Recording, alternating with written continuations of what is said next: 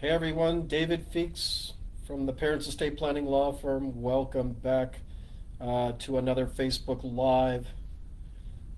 Today, something just glitched there, but here we go. Uh, just give me a thumbs up if anybody's with us and you're with us. Just give me a thumbs up so I can see that, and just lets me know that you can all hear me.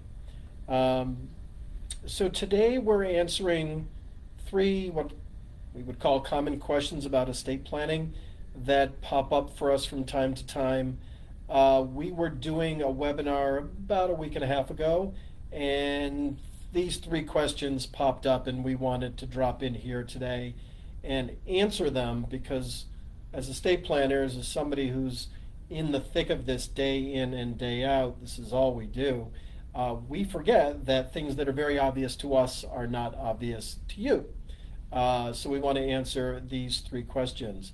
So these questions popped up in a webinar again we did about a week and a half ago. It was one of our mixology and estate planning webinars. It's a webinar that we put together where we mix a little bit of making cocktails with a little bit of a learning about estate planning. And parents first get to learn about the essential ingredients in a good cocktail, and we invite a mixologist to join us to teach everybody on the Zoom meeting how to craft and mix and make this great particular cocktail. And then I hop on and I talk about the essential elements of a really good estate plan. And it turns out, interestingly enough, that there are four essential elements and ingredients in every good cocktail, and that there are four essential elements in a really good estate plan too. So it works out really well. We tend to do these for closed groups, meaning we don't do them for big open groups. We do them for a lot of family networks, and we provide the mixologist and we provide the cocktail kits, which is why we tend to do it for closed groups. We're doing another one tonight for another one of our family networks close by.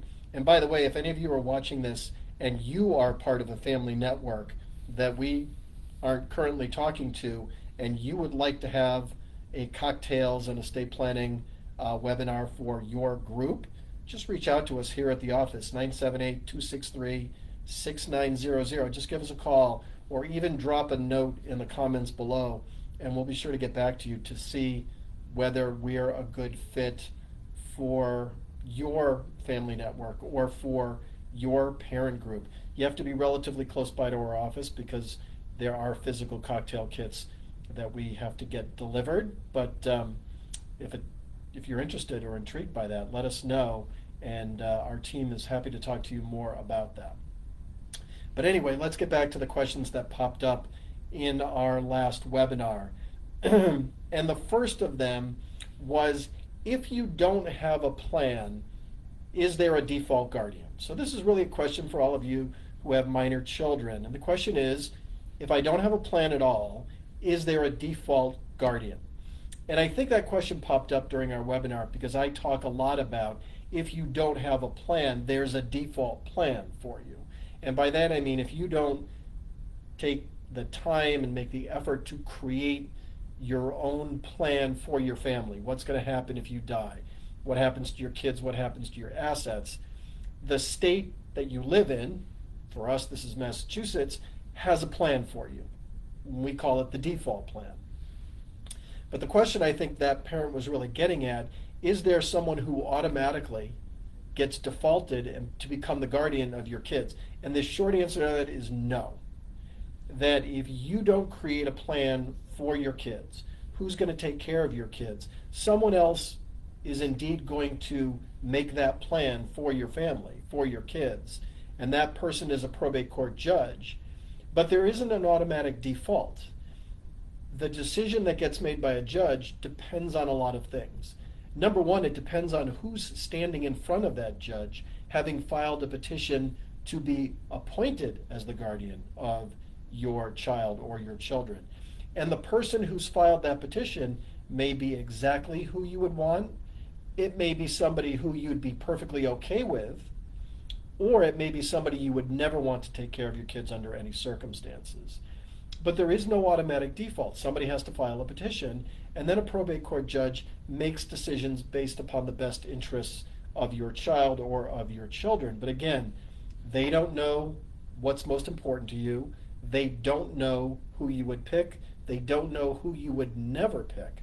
And that's why it's so important for you, as a parent of a young child, to make this plan for your kids, for your family, and essentially to let a probate court judge know who it is that you want to be the guardians of your kids. Because otherwise they're flying somewhat blind on that decision, doing the best that they can, but not always having all of the information that would help them to make the not just the choice that you would make, but at least the very best choice for your kids. Again, they're doing the best they can.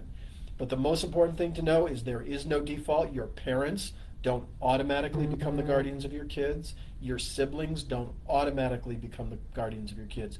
No one automatically becomes the guardians of your kids. They have to be appointed by the court, and the best way to make sure that the people you know and trust will always be taking care of your kids is to give the court a roadmap, to tell them who you want, and the only way you can do that effectively is by creating a good estate plan for your kids and for your family. So that was the answer to question number one. The second question we got was, does a trust bypass probate even if your assets are worth more than $2 million? And again, sometimes as the estate planners, we think the answers to these questions are so obvious, but to lay people like you, people who aren't in the weeds of this every day, the answers to these questions are not so obvious. The answer to that question essentially is, if you have a trust, and if you own your assets in the name of your trust, for most people this would be a revocable trust. So if you have a revocable trust and you own your assets in the name of your trust, when you die, those assets owned in the name of the trust don't have to go through probate. It doesn't matter whether you've got $2 million or $5 million or $10 million or $5,000. The value does not matter. The only thing that matters is, do you have a trust, and are your assets owned in the name of the trust? Those assets owned in the name of the trust will bypass probate. Doesn't matter what they're worth.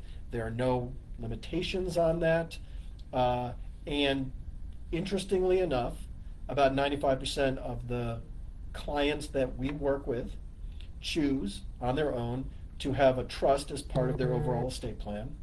Not because we direct them in any particular way, because generally speaking, when you lay out on the table for people, here's what's going to happen to your assets if something happens to you or to both of you if you're married, and that probate court process is part of what's going to happen, almost every parent, certainly of a young child, and almost every parent, no matter what the age of their children, will want to make things as easy as possible for their family. And the way to make things as easy as possible for your family around your assets is to create a trust and title your assets in the name of that trust so that they don't have to go through that probate court process, which here in Massachusetts takes a long time. It's at least a year. It's expensive. It's cumbersome. It's public. And most people just don't want to be involved in that. And then the third question was, if you write a plan yourself, in other words, if you create your own plan, do you need witnesses to make it valid? And the answer is, for most estate planning documents, you do need witnesses to make it valid. Now, it doesn't matter whether you create the plan yourself or whether an estate planning attorney helps you to create that plan. For most estate planning documents, you need witnesses. Here in Massachusetts, you need 2 witnesses for a will, and for a healthcare proxy, and for all kinds of guardianship documents. So you need at least 2 witnesses to create a will, to name guardians for your minor children, and to appoint someone else to make healthcare decisions for you. That's 2 witnesses here in Massachusetts. So that makes up a good part of an estate plan. There's some of the documents in an estate plan that don't need witnesses at all, but those 3 major categories, again, will, guardianship nominations, and healthcare decision-making documents, here in Massachusetts, they require 2 witnesses. Again, doesn't matter who's creating those documents. And what we often see, especially with people who create their own documents, So for those of you who think, hey, LegalZoom might be a really good answer for me, or Quicken Willmaker might be a really good answer for me, what I see a lot, because people come to me and they bring me the plans that they've created in LegalZoom. And we take a look at them and we evaluate those plans for them, and then we give them a roadmap about, okay, here's where the gaps are, here's where you can make it better. What I see almost all the time is that there aren't appropriate witness signatures. When you're doing your own plan, it's really hard to get it all right. Never mind the gaps that LegalZoom leaves you with, but it's really hard to get it all right. Do you have the right number of witnesses? Do you have everything notarized appropriately? Most documents need to be notarized. And I see either no witnesses, the wrong witnesses, no notarization, and basically I have to go back and tell people, hey, I'm sorry, you put some time and effort into creating this plan, I appreciate that, but it's not going to work the way you need it to for your family because it didn't get done right. And the reason it doesn't get done right is because LegalZoom isn't helping you to get it done right. They tell you that they got attorneys standing by to help you if you get stuck. But here's what I found out not too long ago is that attorneys who work for LegalZoom sometimes freely admit that when they're answering questions on the phone, they don't know what they're talking about. But they just don't want to say they don't know what they're talking about. So they make up an answer, or they give you what they think is the right answer, even though they're not 100% sure. You'd be much better served working with somebody who knows the answers, who does this day in and day out, who works with a family like yours day in and day out. So those were our 3 questions today. Hopefully that is helpful to you. If in listening to any of this, you're thinking to yourself, man, I either got to get my estate plan done, I got to talk to somebody about what I really need, or maybe you put together a plan in LegalZoom and now you're wondering, is my LegalZoom plan put together the right way? Feel free to reach out to our office, and if you've got no plan, we can talk to you about what components, what essential elements are there in a really good estate plan, whether you've got young kids, whether you've got adult kids, whether you've got minor children, or you're an empty nester. We can help you to create a plan. We can review your existing plan and let you know if it's any good or not. Maybe it's terrific, and we can at least give you the assurance of walking away knowing, hey, I've got a good plan in place. But we might find some holes. We'll be happy to tell you where some gaps exist in your plan, and we can make some recommendations about how you can fill those gaps. If you'd like to talk to us, we're happy to talk to you. The first step in our office in getting at least a consult schedule is for you to reach out to our intake coordinator and our client services coordinator. Her name's Lori, and the first step in getting on our calendar is to schedule a call with Lori to find out if we're a good fit for each other. Lori gets to learn a little bit about you, what you need, where you're coming from, where you want to go, and you get to figure out if we might be a good fit for your family as well. It's about a 15-minute call, sometimes 20 minutes.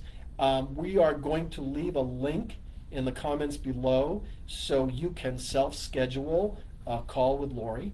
And again, no obligation, just schedule a time to talk to Lori. Lori will be happy to talk to you. We'll find out about each other, and Lori will help you to determine whether getting an appointment on our calendar to talk with one of the lawyers in our office is an appropriate next step.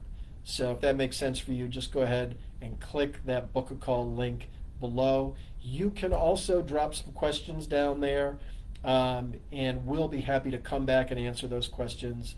Not a problem. And just don't put any personal information in your questions if you don't want to be identified other than by your Facebook ID.